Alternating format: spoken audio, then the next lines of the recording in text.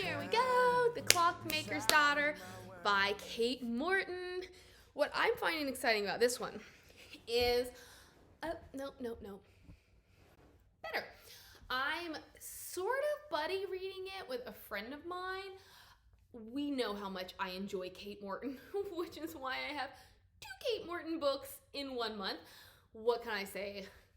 She's only disappointed me once, and that's not really even a disappointment. It just wasn't my favorite book. I had not read The Clockmaker's Daughter since 2017? 2018. I had not read The Clockmaker's Daughter since 2018, but I remember thoroughly enjoying it. I was looking through some reviews though, and a lot of people were talking about how slow they thought it was, or at the beginning at least, and how it wasn't their favorite book and things like that, which sometimes deter me, but in this case it wasn't going to because I remembered loving it. I was excited to get into it and see had my opinion changed, because we all know that my opinions have changed a lot. And so I also thought it was a great opportunity to tell my friend, hey, let's read this book together. We tend to share the same opinions, and I both love and hate recommending books. I am so scared that I'll recommend something that I really enjoy only for somebody to hate it. I mean, we're allowed. It's allowed. But I was a little nervous to recommend it, especially after I was reading these reviews as to what people were thinking. So I'm still waiting for her to get back to me. She has been getting a little bit lost, which is natural because Kate Morton tends to have a larger cast of characters. Her stories tend to be extremely intricate. So I did have to explain some things to her, but again, all this to say, I can't wait to see what she feels in the end, because it did take me a second to really submerge. And I think part of it is because there's a briefcase, like a satchel, that got a point of view. And I was like, what? Let's jump into it. The Clockmaker's Daughter. It's basically a ghost story, which is again a departure for Morton. But the main character, the nucleus of all of the other characters, is this woman named Bertie. It essentially tells the story of why she became a ghost. I explained it to my friend like this. It is sort of a ghost story, and it revolves around a murder and a robbery and why this woman is a ghost. It's a winning combo for me. Not the best elevator pitch, but that's the best I can do because Morton's plots are just so intricate, it's hard for me to be succinct. The book opens with a woman named Elodie. Elodie is the daughter of this world-renowned cellist, Lauren Adler, which I love what Morton does. And it occurred to me how sometimes authors can create a persona out of those 2 words, first and last names, and how in The Clockmaker's Daughter, I could never think of Elodie's mother as Lauren. She is Lauren Adler. She has a mystique to her. But Lauren Adler had died in a car accident a few decades before. Elodie kind of grown up in the shadow of a legend, and now she is getting married. And I'm going to pause right here and say, I am so tired of books in which the protagonist is engaged and or married and or dating somebody they do not want to be with, that they do not love. And that's something I was disappointed in with Morton, because she's better than that. It just doesn't make sense to me why women have to be in these loveless relationships. In Elodie's case, I think it is security. It's this idea that this man wants to be with her and she's not opposed to it, so why not? But it's evident from the very beginning they're not a good match.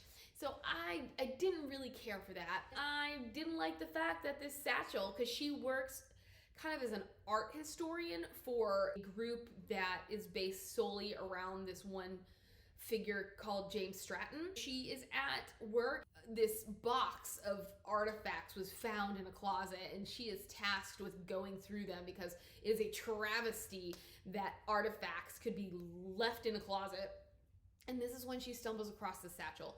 And in this satchel is a picture of this beautiful young woman as well as a sketchbook. We then ping pong amongst various characters. We have Birdie from the time when she is young to the point where, which is most frequent, she is a ghost.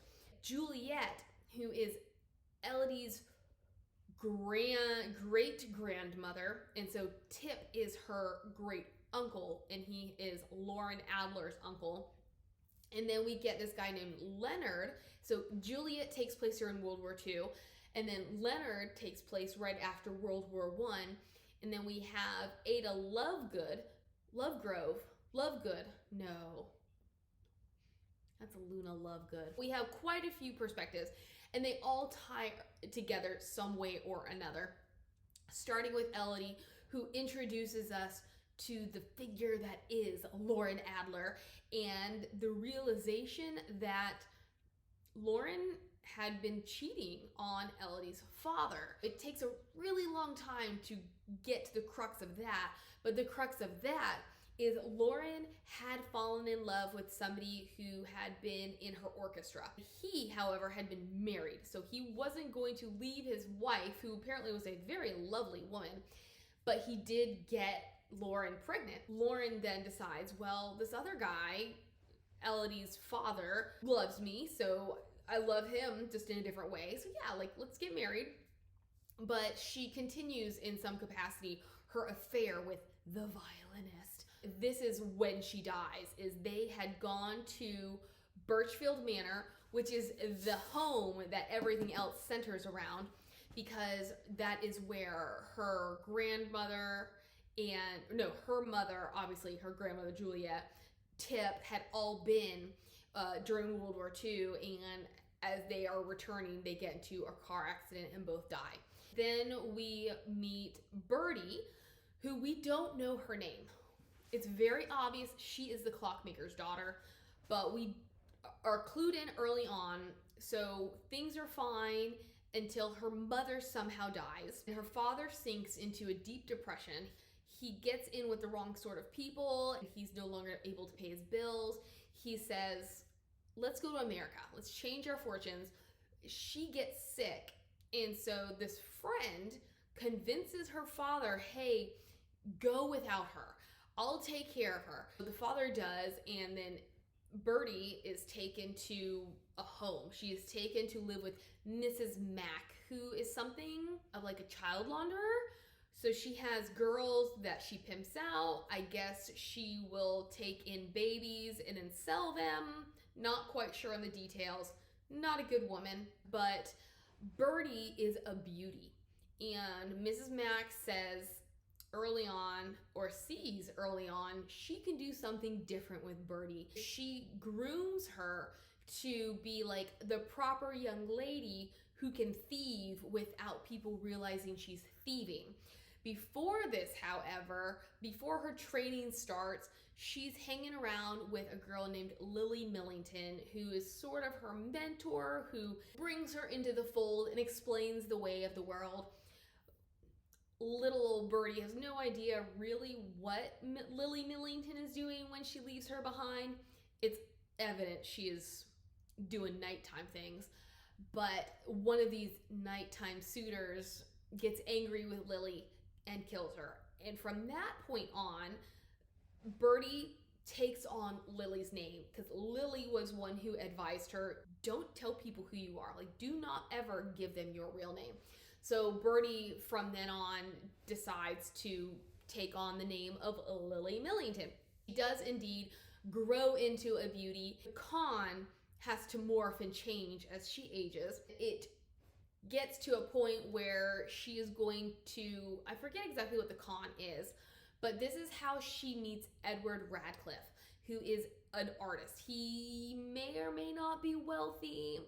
I get the sense that after his father had died, the wealth was diminishing.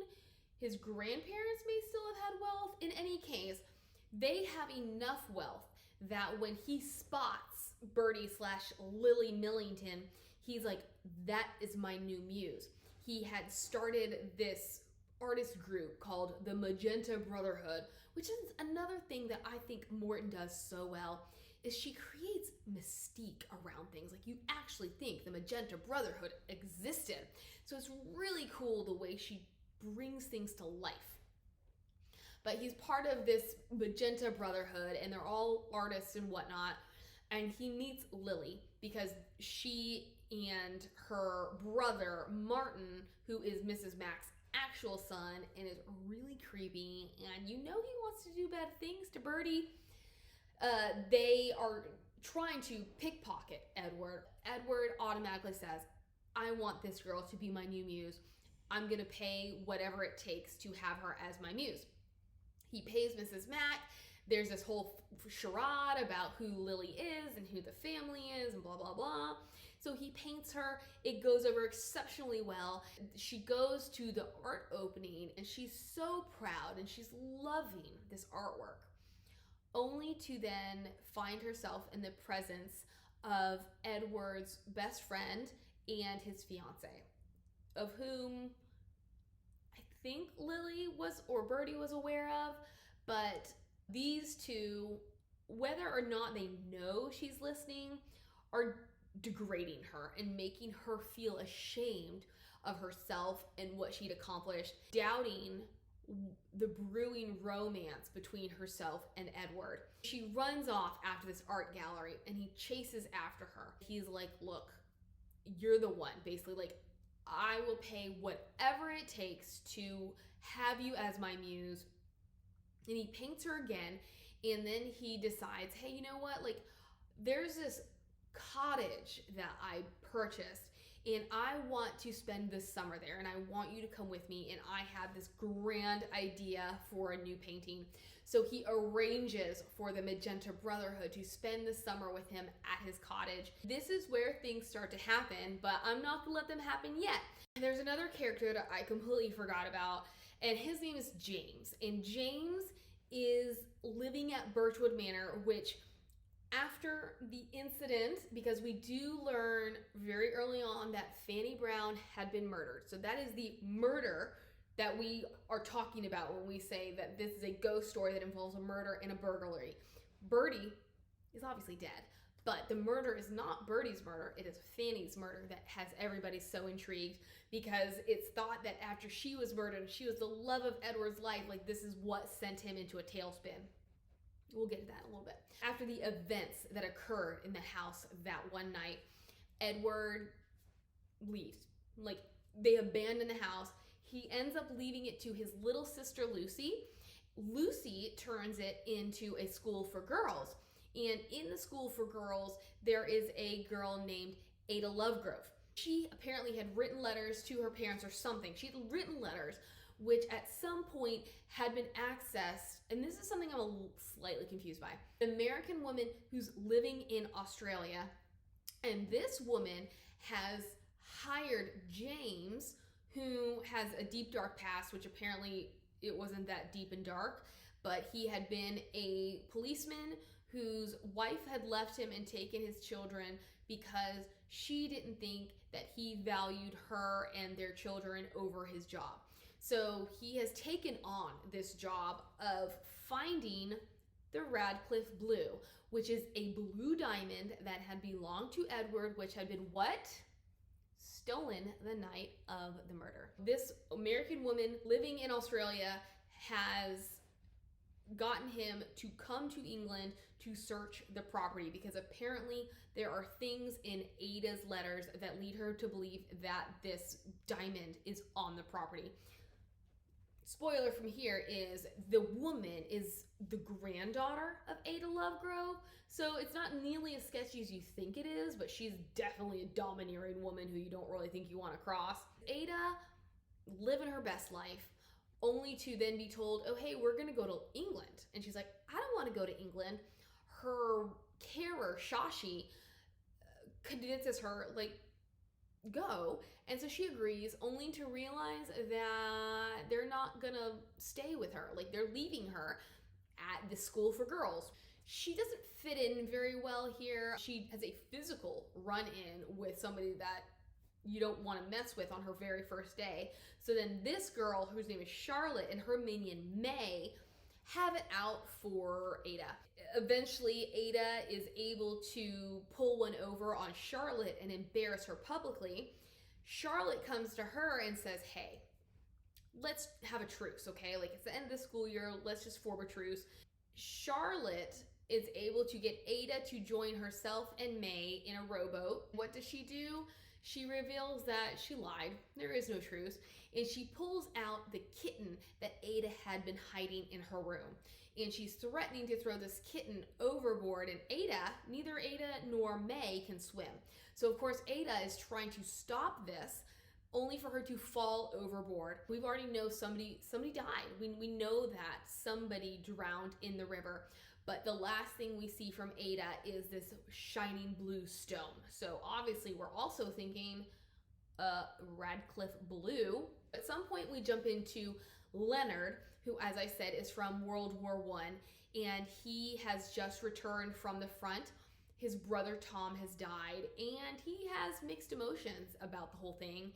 It definitely gives you that sense of shell shock that nobody understood back in those days. But it's made even worse because he loved his brother, but he also envied his brother. One thing that had occurred was when Leonard had been on leave one year or one time, he ended up sleeping with a woman. I guess his brother had been dating this girl, somebody that they had grown up with, and it wasn't something intentional for them to sleep together. After it happens, the woman is like, it shouldn't have happened. I love your brother, blah, blah, blah. Tom dies soon thereafter. And so now Leonard and this woman basically feel like it's their fault because of what they did and how they lied to him. So Leonard has this immense guilt with him. They continue their affair, which I feel is interestingly complex. I, for one, want them to be in love. I want her to love him and him not understand it, but eventually see it for what it is, and this heals him, blah, blah, blah. In the end, that is not the case. But one thing he does see, he has come home from the war. He's like, I gotta get out of here. So he just gets up and he leaves. He just keeps on walking. He's like Forrest Gump. When he does come back, he's kind of had this epiphany and he decides to pursue art. This leads him to Birchwood Manor. And while he's at Birchwood Manor, he sees this couple frolicking under the trees. And who would that couple be? That would be Juliet, who is Elodie's great-grandmother, and her new husband. And, you know, he's seen them and he's just like, oh, young love, how great. And then he does see her again later where she had fallen asleep underneath a certain tree. He kind of is like, I would love to talk to her, but please, I don't want to talk to her. Coming full circle, coming to Juliet's point of view, she has brought her children, it's been 12 years, she has brought her children back to Birchwood Manor where she had spent her honeymoon with her husband because her husband is off at war and their home has been bombed. Spoiler alert, the husband has actually died. And this is what she's coping with. This is why she has a letter in her pocket that she has never read, because she received his last letter on the same day that she received the news that he had died. They are displaced and she decides, this is where I'm going to take my kids. We do learn a little bit of their past, of her past with her husband, because I guess they'd been doing nighttime things before they got married. And so on the way to their honeymoon, which was near Birchwood Manor, she feeling sick, and I'm just like, wait a minute, I thought this was their honeymoon. How could she already be showing signs of pregnancy? I guess it's because of those nighttime things beforehand. And so when she reveals to him that she was pregnant, it didn't go over very well. This is when she stomps off and she falls asleep under that tree. She then returns to him and she's like, you know what? Like, let's just work through it. We are seeing all of that, but we're also seeing how she is a writer for a magazine. And she goes to her boss and she says, look, I have no home. I'm taking my kids to this place. What do you think?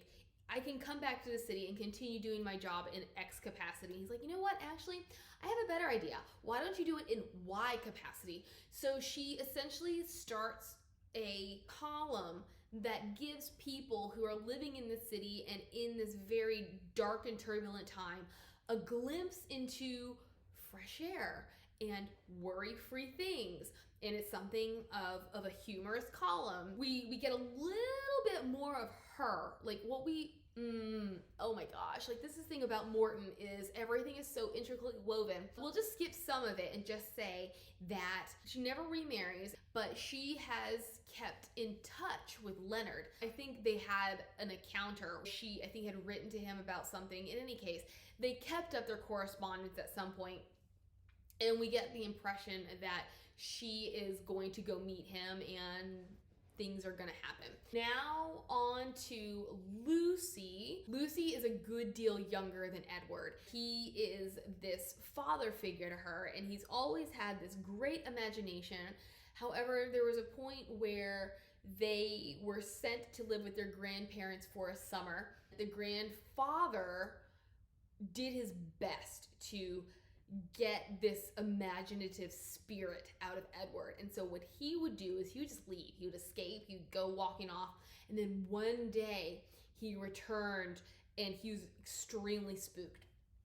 And this is where we get the story of kind of how Birchwood Manor came to be and why it's so special, especially to him.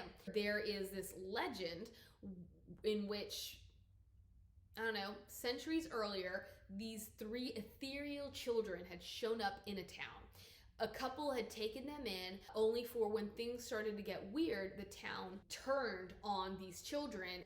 Were like, oh, we need to get rid of you, and so they run out of town. So they take up residence at Birchwood Manor, and things are okay until things are not okay, and the townspeople come after them again, and they are going to burn down this home. They're going to kill these children, only for the fairy queen to appear. And it turns out that these children were her children.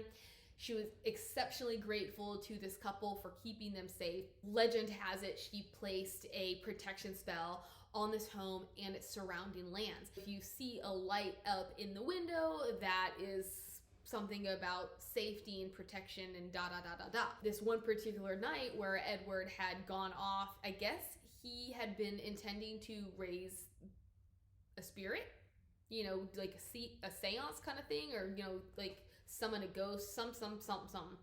And he was like, oh my gosh, there's something behind me. He is fearing for his life when he sees the light on in the upstairs window, and he knows automatically things are gonna be okay and that he has been protected. This is what he calls the night of the following, and this is a secret between himself and Lucy. She regards his attentions and their secrets as something precious. Then we start getting Bertie, or Lily Millington, introduced into the scenario, and Lucy is a little wary of her. She likes her, but she's also realizing Edward's affections for Lily Millington mean that things are going to change between himself and Lucy. So this is when my mind started going, because I was like, wait a minute, I know the end, but do I know the end? Like, did Lucy actually kill Lily Millington? Like, did she do things on purpose? In any case, Lucy is invited to accompany Edward and his friends and Lily Millington to Birchwood Manor for this summer. She is kind of feeling like an outcast, but at the same time, there is a moment where Edward reveals that what he wants to do is recreate the story of the Fairy Queen using Lily Millington. And then what he had done was he had removed the Radcliffe blue from the grandfather's safe, and he was going to have Lily wear it in the painting. One of his friends, like this is around the time that cameras were invented, and his friend is trying to convince them that photography is just as good as traditional painting.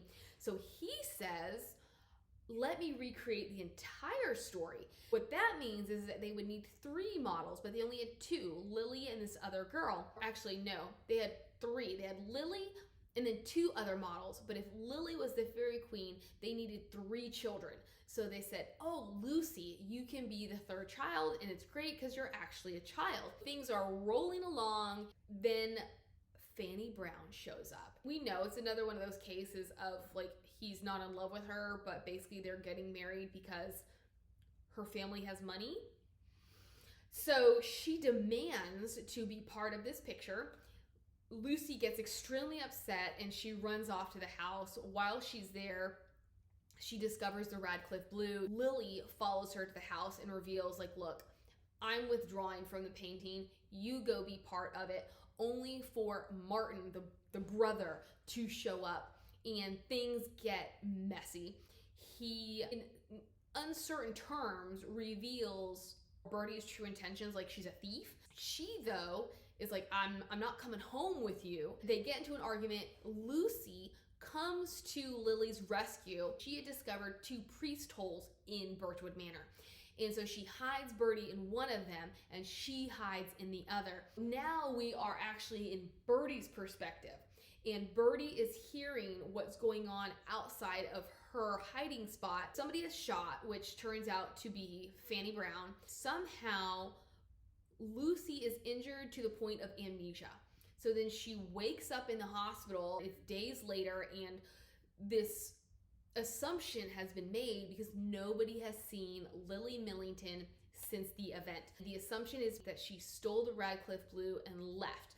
She and Edward were going to go to America, so the thought was that she took the tickets and she left and pulled one over on him. Because there are only bits and pieces that Lucy could remember, they fueled the detective's assumptions about Lily Millington, which is why this whole time, all these decades, everybody has been thinking that this woman stole the Radcliffe Blue, not knowing, biggest spoiler of all, that she actually died in that house.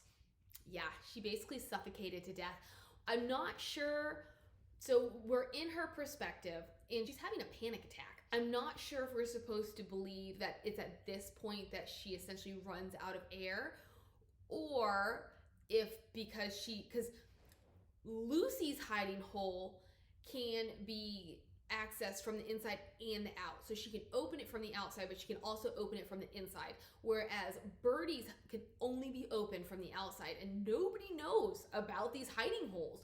So it's unclear as to when the death actually happened, but Lucy, and this is something I also kind of had a hard time swallowing. She just went along with the police story.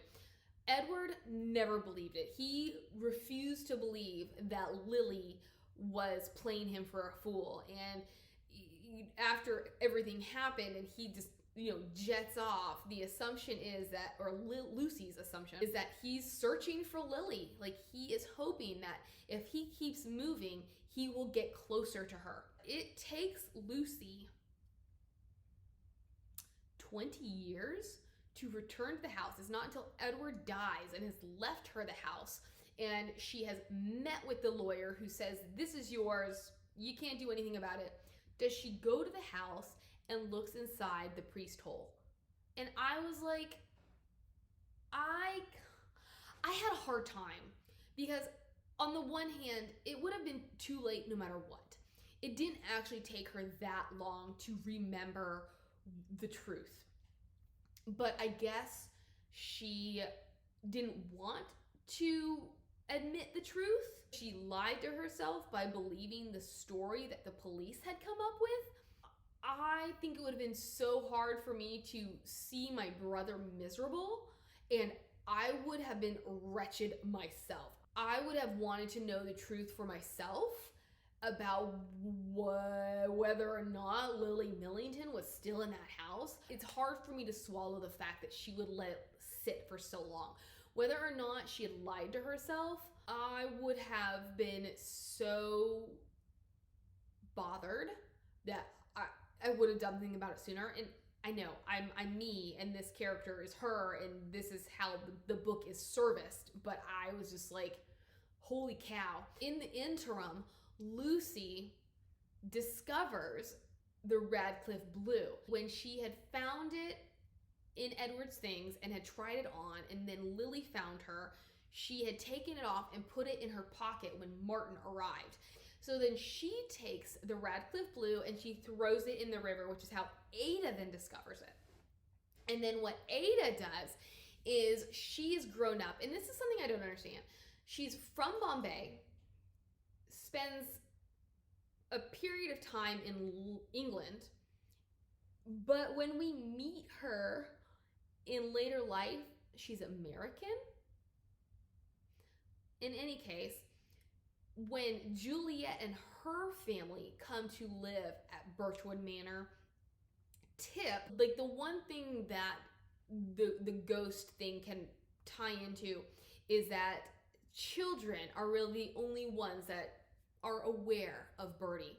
And so he has befriended this unknown entity. Ada connects with him because of their shared experience at Birchwood Manor. She has become an archaeologist, and she's like, hey, I've got something special. Do you have something special? And they trade. So she gives Tip the Radcliffe Blue.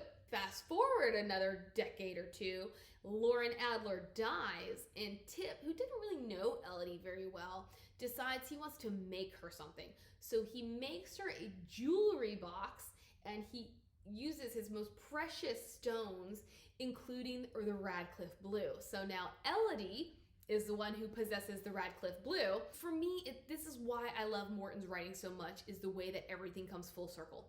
I will admit, though, I was a bit disappointed. Although before I get into that, we'll just say that it looks like James and Elodie, like Elodie finally decides, I'm done. Like, I don't want to marry Alistair. We are under the impression that she and James have a future together. Bertie, we have this epilogue in which she's like, most people think that ghosts want to move on, but like, this is my house. I am part of the house is part of me. I'm happy here.